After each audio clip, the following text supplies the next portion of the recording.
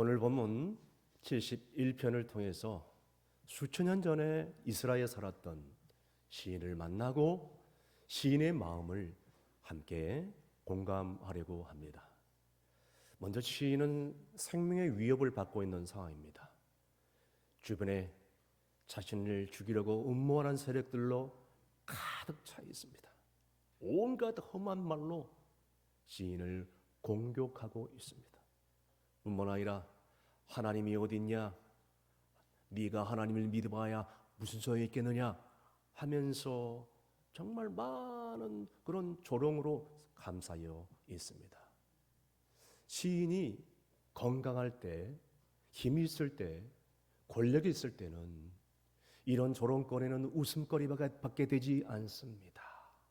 그런데 오늘 본문에 나와 있는 시인 다윗은 지금 나이가 많이 들어 늙어 있고 그리고 병들었고 기력이 쇠한 상태라고 볼 수가 있겠습니다.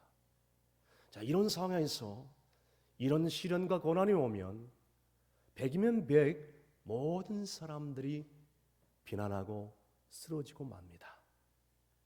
주변을 돌아보아도 아니 자기 자신을 돌아보면 실망거리밖에 없고 낙심케 하는 일들밖에 없다는 것입니다. 자, 이런 상황 가운데서 이제는 하나님께 기도하다가 호소하다가 응답되지 않으면 지쳐버리고 낙심하고 떠나버리고 아예 하나님을 저주하고 하나님을 쳐버린다는 것입니다. 그런데 오늘 본문의 다윗은 그런 사람이 아니었어요. 오히려 뭐라고 고백하느냐? 나는 비파를 들어 하나님께 감사하오리니 주의 성실하심이 내게 미치리로다.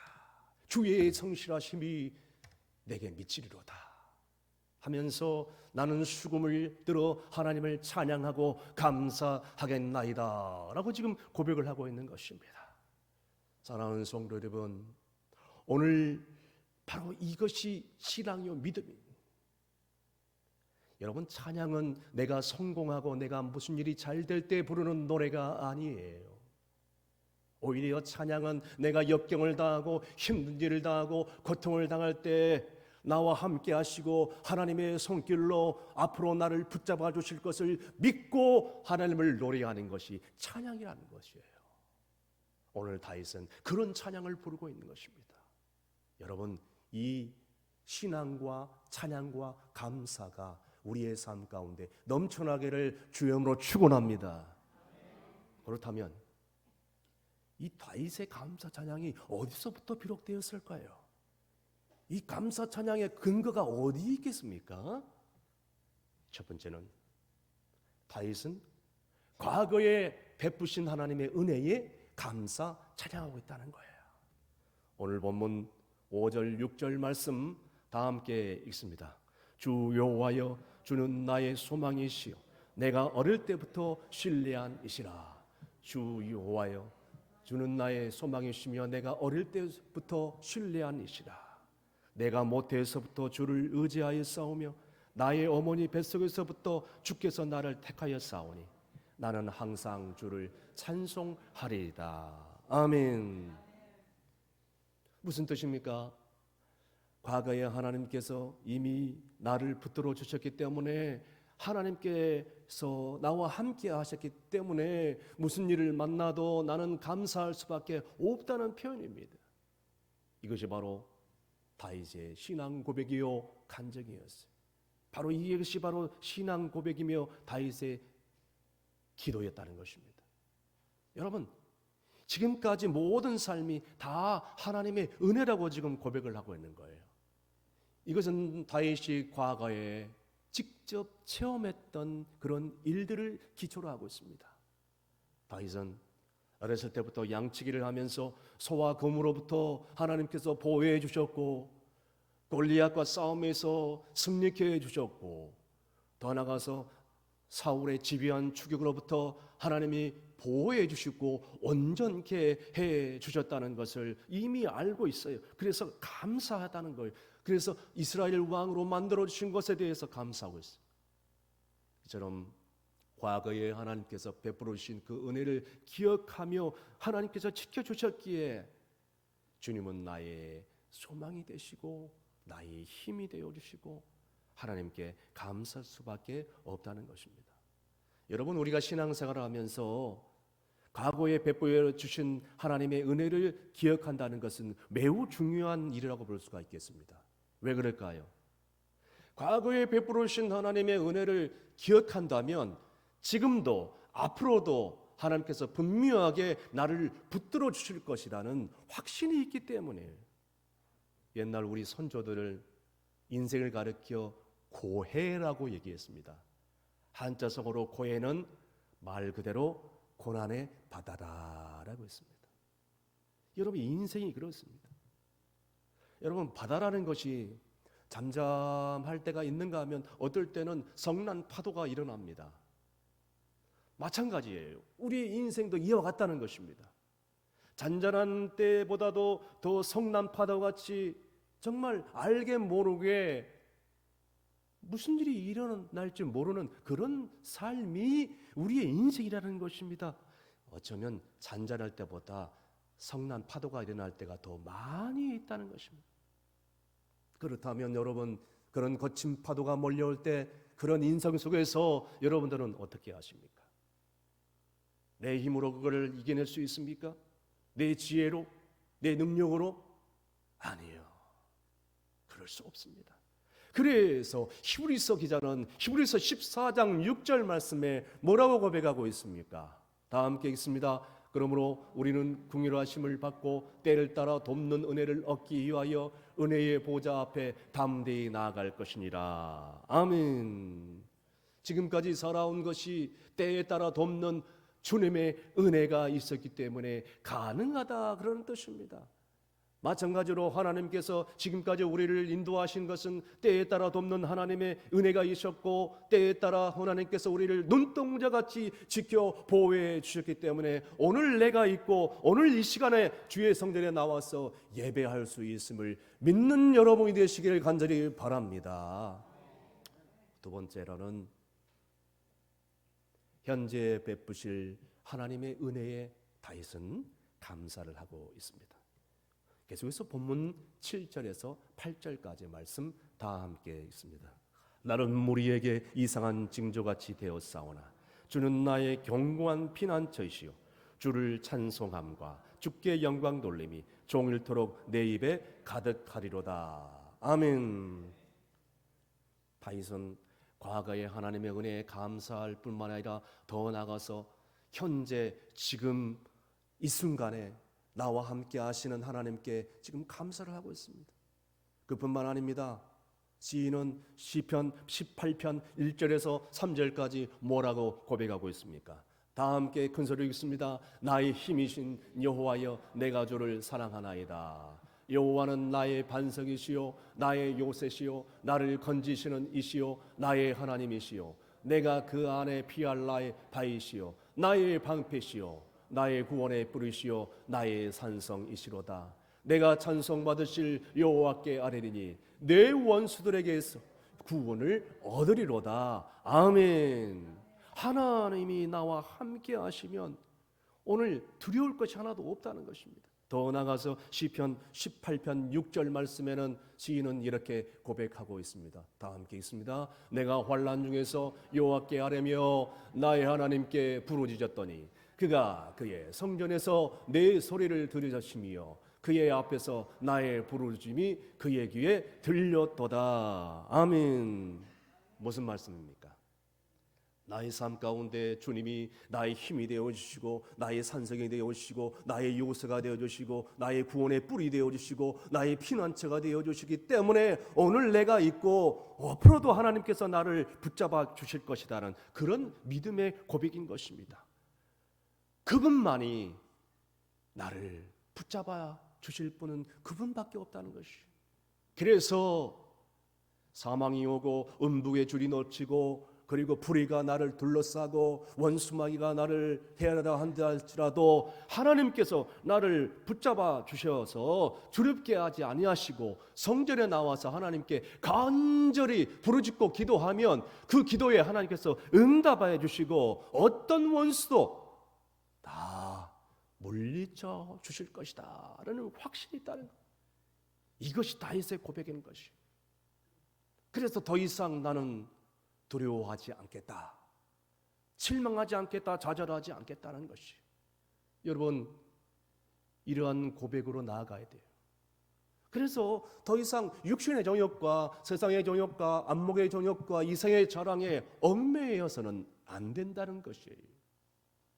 만약에 그런 것에 얽매인다면 점점 더 하나님의 사랑에 멀어질 수밖에 없다는 것입니다. 한 사업을 하는 남편이 있었습니다. 아내의 인도로 교회를 처음 나가게 되었어요. 교회를 나가니까 그 작은 사업이 점점 잘 되기 시작했습니다. 이제 주일을 성수하면서 예배를 잘 드리는데 한 가지 문제가 있어. 자기가 그렇게 좋아했던 골프를 주말에 주일날 예배 드리니까 칠 수가 없는 거야.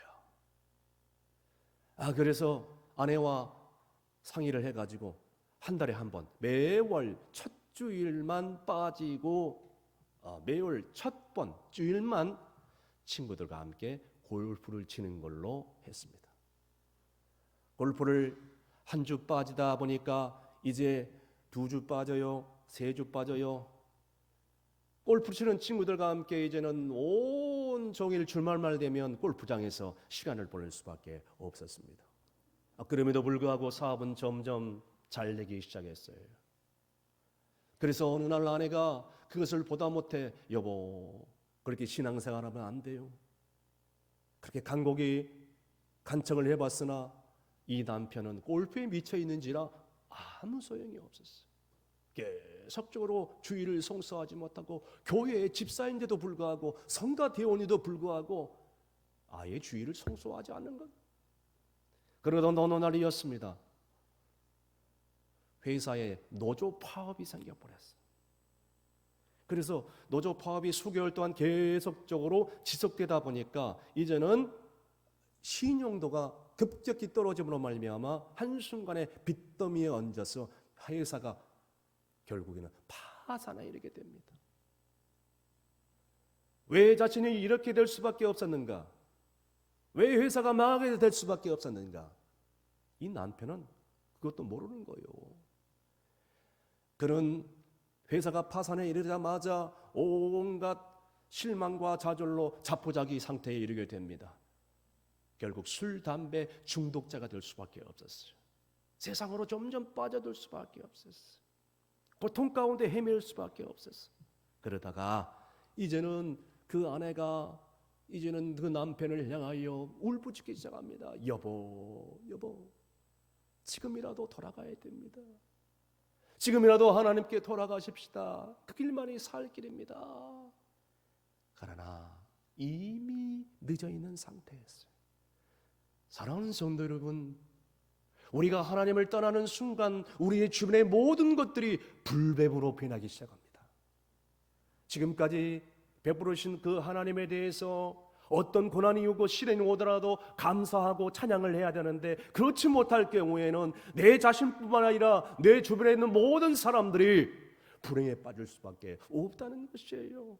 여러분, 그래서 하나님의 은혜에 감사하며 찬송하는 생활을 해야 돼요. 어떤 환난이 오더라도 가나안 땅을 준비하고 계신 그 하나님을 바라보면서 눈을 들어 하나님을 바라보며 나아갈 때 하나님께서는 마침내 믿음대로 우리 가운데 갚아주실 줄로 믿습니다. 그렇습니다. 여러분들은 지금 누구의 힘으로 살아가고 있습니까? 내 힘으로, 내 경험으로, 내 지식으로, 내 능력으로? 여러분, 그것은 하나님이 원하시는 방법이 아니에요. 그렇다면 하나님께서는 어떻게 여러분들을 도와주실까요? 하나님께서는 전천후로 주무시지도 않고 졸지도 않고 늘 깨워서 여러분들을 눈동자같이 지켜 보호해 주시는데 그 하나님께 나아가서 간절히 기도하고 하나님께 부르짖어야 된다는 거예요. 이제는 눈을 높이 들어 하나님만 나의 도움으로 삼고 하나님만 나의 피난처로 삼고 하나님만 나의 구원으로 삼아 어찌됐든 간에 성전에 나와서 하나님께 부르짖을 때 그 성도에게 놀라운 하나님의 은혜로 갚아주실 줄로 믿습니다. 마지막으로 다윗은 미래에 베푸실 은혜에 감사했다는 것이에요. 본문 9절 말씀 다 함께 읽습니다. 늙을 때에 나를 버리지 마시며 내 힘이 새해갈 때에 나를 떠나지 마소서. 아멘. 그는 노후에 죽음이 앞을 가리는 순간까지 끝까지 주님을 의지하고 있는 그런 표현을 하고 있습니다. 뿐만 아닙니다. 18절 말씀에 다윗은 마지막에 기가 막힌 그런 결단의 고백을 하고 있는데 뭐라고 고백하고 있습니까? 다 함께 읽습니다. 하나님이여 내가 늙어 백발이 될 때에도 나를 버리지 마시며 내가 주의 일을 후대에 전하고 주의 능력을 장래에 모든 사람들에게 전하기까지 나를 버리지 마소서. 아멘. 여러분 수영이라는 운동을 아시죠? 수영의 기초가 뭔지 아십니까? 수영 잘하시는 분들은 아시겠습니다만은 수영을 잘하려면 몸을 물에 맡겨야 된다고 합니다.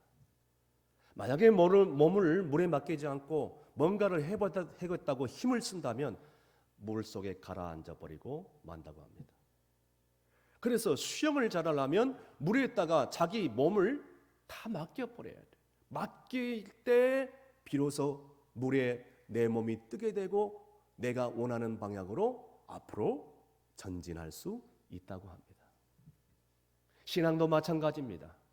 내가 뭔가를 해보겠다고 내가 힘을 쓴다면 여러분 그것은 남아 돌아오는 것은 실망이요 좌절이요 고통이요 불행밖에 없습니다. 여러분 여러분의 미래를 누구에게 맡기고 있습니까? 여러분의 자녀들의 장래를 누구에게 맡기고 있습니까? 나의 인생의 모든 것들을 하나님께 맡기라고 내게 맡기라고 지금 성경은 얘기하고 있습니다. 그래서 시편 146편 3절 말씀에 뭐라고 고백하고 있습니까? 다 함께 읽습니다. 귀인들을 의지하지 말며 도울림이 없는 인생도 의지하지 말지니. 아멘. 사람을 의지하지 말라는 거예요. 더 나아가서 잠언 27장 1절 말씀에 뭐라고 고백하고 있습니까? 다 함께 읽습니다. 너는 내일 일을 자랑하지 말며 하루 동안에 무슨 일이 일어날는지 내가 알 수 없음이니라. 아멘. 그렇습니다. 정말로 안전한 곳이 어디 있을까요? 이 세상에 험한 세상에 내가 안심하고 쉴 수 있는 곳이 어디 있을까요? 한 군데도 없을 거예요. 오직 하나님 한 분밖에. 그게 바로 우리의 인생이에요. 더 나아가서 여러분의 미래를, 여러분의 장래를, 자녀들의 앞날을 여러분 누구에게 맡겨야 되겠습니까? 교회를 미래를 누구에게 맡겨야 되겠습니까? 이 나라와 민족의 미래를 누구에게 맡겨야 되겠습니까? 내 생명을 누구에게 맡겨야 되겠습니까? 바로 오직 한 분 여호와 하나님 한 분인 줄로 믿으시길 바랍니다. 한국인을 사랑했고 한국에 와서 선교를 하다가 순교하신 언더우드 선교사님을 아실 것입니다. 미 장유교 선교사님입니다. 그분은 영국에서 태어났습니다. 어렸을 때 가족들과 함께 미국으로 이민 가서 미국에서 성장했습니다. 그리고 이 언더우드 선교사님의 원래 한국의 이름은 원도우라고 합니다. 그는 의과대학을 졸업하고 신학교를 졸업하고 이제 선교사로 나아가기 위해서 인도 선교에 대한 마음을 품고 준비하고 있을 때였습니다. 그런데 조선 땅에 복음의 문이 열렸는데 아무도 갈 생각을 하지 않는다는 소식을 들었어요. 그 순간 이건 하나님의 뜻이다 하면서 1884년 제물포 인천에 첫 발을 디뎠습니다. 언더우드 선교사님은 척박한 이 조선 땅에 와가지고 제일 먼저 한 일은 병원을 짓고 고아원을 짓고 학교를 지었어요. 경신중고등학교, 그 다음에 연세대학교, 세문안교회, YMCA를 세웠습니다.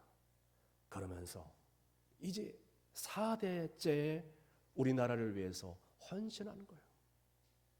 저기 이 양화진의 외국인 선교사 묘지에 가면 3대째 언더우드 가문이 묻혀 있습니다. 우리나라를 사랑했고 우리나라를 위해서 헌신했던 분입니다. 그런데 이 언더우드 선교사님이 이제 1907년 어느 날 경기도 안산에 신방하고 방문하기 위해서 들렸을 때였습니다. 가보니까 한 사람이 죽을 병에 걸려서 불치병에 걸려서 다 죽게 되었어요. 가서 보니까 그 사람은 온몸에 붓기가 가득 찰 정도로 부어 있었고 모든 주변의 사람들이 저 사람은 죽을 것이다 하고 손을 못 쓰고 있었어요. 그런 노인의 그 아버지 노인에게 가가지고 언더우드가 그렇게 얘기합니다. 이제 이 아들이 이제는 정말 죽으면 어떻게 될 것인가? 이제라도 예수 믿겠느냐? 라고 묻습니다. 그 노인은 언더우드 선교사님에게 뭐든지 다 해달라. 그러면 예수님을 지금 당장 믿겠다라고 얘기를 합니다. 하면서 이 언더우드 선교사님이 이제 그 누워있는 아들에게 가보니까 다 죽게 되었어요. 그 아들의 아버지에게 얘기합니다. 언제 죽을지 아니면 다시 살아날지 모르지만 당신과 아들은 예수 믿어야 영원히 구원받습니다 라고 얘기합니다. 그리고 이제 노인이 할 수 있는 일인 다 무엇이든지 해달라고 간곡히 눈물로 호소하자 언더우드 선교사님은 그 순간 무당굿을 하고 있는 무당들을 그 방에 들어가서 다 쫓아내버립니다. 그리고 그 아들에게 묻습니다.